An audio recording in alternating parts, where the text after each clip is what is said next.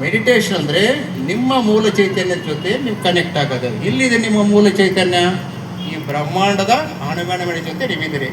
ಮತ್ತು ಎಲ್ಲಿ ಅಡ್ಡುಗೋಡೆ ಇದೆ ಇದಕ್ಕೆ? ಆ ಮನಸ್ಸು ಅನ್ನೋ ಅಡ್ಡುಗೋಡೆ ಇದೆ. ಅದಕ್ಕೆ ಉಸಿರಾಟದ ಕಡೆ ಗಮನ ಅಂತ ಪತ್ರಿಜಿ ಅವರು ಹೇಳಿರೋದು. ಶ್ವಾಸೆ ಗುರು ಅಂತೇಳಿ ಇಲ್ಲಿ ವೇದಿಕೆ ಮೇಲೆ ಕೂಡ ಕೆಲವರು ಹಿರಿಯರು ಗಣ್ಯರು ಇವರೆಲ್ಲ ಕೂಡ ಕೆಲವು ಮಾತುಗಳು ಹೇಳಿದರು. ಅವರವರು ಬಗ್ಗೆ ನಾವು ವಿಮರ್ಶೆ ಮಾಡೋದಲ್ಲ, ಅವರವ್ರ ಬಗ್ಗೆ ಹಾಡುಗಳಲ್ಲಿ ಕೂಡ ಹೇಳಿದರು. ಗುರುವಿನ ಗುಲಾಮನಾಗುವ ತನಕ ದೊರೆಯದಣ್ಣ ಮುಕ್ತಿ. ಯಾರು ಗುರು ಅಂತಂದರೆ ಯಾರಿಗೆ ನೀನು ಶರಣಾಗಬೇಕು, ಯಾರಿಗೆ ಗುಲಾಮನಾಗಬೇಕು? ಇದು ಯಾರಿಗೆ ಗುಲಾಮನಾಗಬೇಡ, ಇದು ರಾಜಯೋಗ.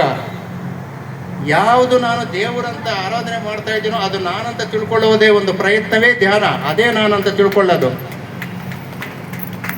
ಈಗ ನಿಮಗೆ ನಾನೇ ಪರಮಾತ್ಮ ಅಂತ ತಿಳ್ಕೊಂಡಾಗ ಹೇಗಿರುತ್ತೆ ನಿಮಗೆ? ಆನಂದ ಇರುತ್ತಾ, ದುಃಖ ಇರುತ್ತಾ, ನೋವಿರುತ್ತಾ? ಇರುತ್ತಾ ಪಕ್ಕ?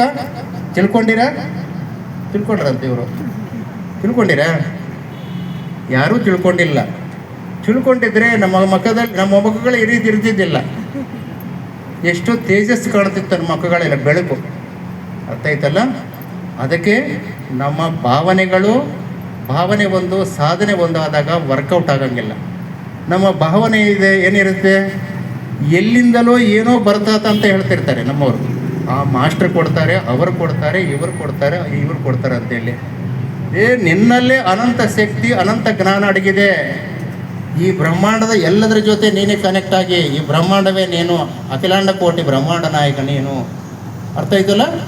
ಅದು ತಿಳ್ಕೊಳ್ಳೋದಕ್ಕೆ ಮಾಡುವ ಪ್ರಯತ್ನವೇ ನಿಂದು. ನೀವೇನು ಮಾಡ್ತಾ ಇದ್ದಂದರೆ, ಬೀಜ ಹೆಂಗಿದ್ರೆ ಧ್ಯಾನದ ತಪ್ಪೇನಿಲ್ಲ, ಧ್ಯಾನ ಕರೆಕ್ಟ್ ಇದೆ, ಧ್ಯಾನ ಮಾಡೋದು. ನಿಮ್ಮ ಭಾವನೆಗಳು